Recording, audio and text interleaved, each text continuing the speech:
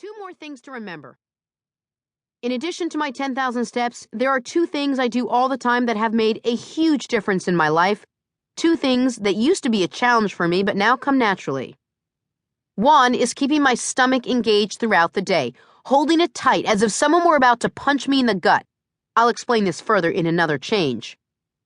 The other is contracting my gluteal muscles. Yes, that's my way of saying I'm constantly squeezing my butt cheeks whenever I walk.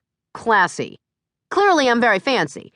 It's a simple trick that secretly works the muscles that make up your derriere, and now you have 10,000 mini opportunities to do just that. When I first tried it, I had to remind myself every few seconds, which turned into every few minutes and eventually once or twice daily. Now it's so second nature to me that even if I just get up in the middle of the night to use the bathroom, I still squeeze my glutes with every step. An interesting visual now that I think about it. It takes time and practice to get to where it will become routine for you too, but it will happen. And I'm going to be straight with you. Doing it for a few minutes a day really doesn't add up to a whole heck of a lot, but use this tactic with your 10,000 steps and you'll burn even more calories each day while simultaneously strengthening and shaping your glutes. Tips and tricks. Walking burns calories while strengthening your heart, your legs, your butt, your lower back, and abdominals. Plus, it's free, safe, and one of the most joint-friendly, risk-free forms of cardiovascular activity out there. But that doesn't mean you can't eke a little more from all 10,000 steps. Give your walks a soundtrack.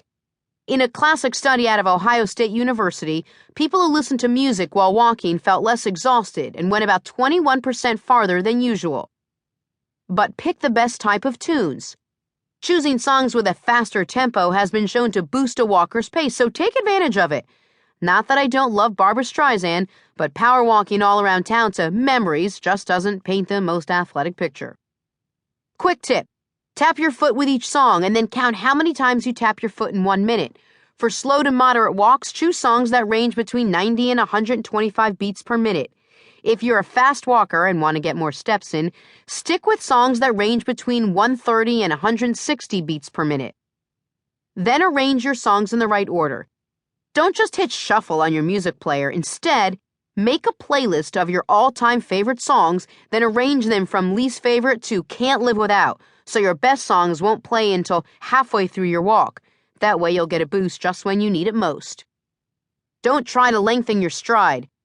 Just let your feet fall where they may. Trying to take longer steps so you'll travel further will only throw off your natural rhythm and body mechanics. To utilize all the muscles within your butt, thighs, and waist, your hips should feel as if they're rolling back and forth with your legs. Stand straight and look forward as often as possible. Rounding your shoulders, tilting your head down, or leaning back prevents your weight from being evenly distributed, which affects how much oxygen you take in and compromises the muscles of the lower back. Instead, keep your chin lifted, back straight, and abs tight. Give yourself a raise on the treadmill. Walk normally and your body is the only thing moving yourself forward, but on a treadmill, a motor pulls the surface backwards, so your body never has to work quite as hard. Raise the incline to 1% so your muscles work as hard as if they were walking on a flat surface outside. Keep an eye on your arms. Swinging your arms back and forth uses additional calories and helps counterbalance your legs to stabilize your body.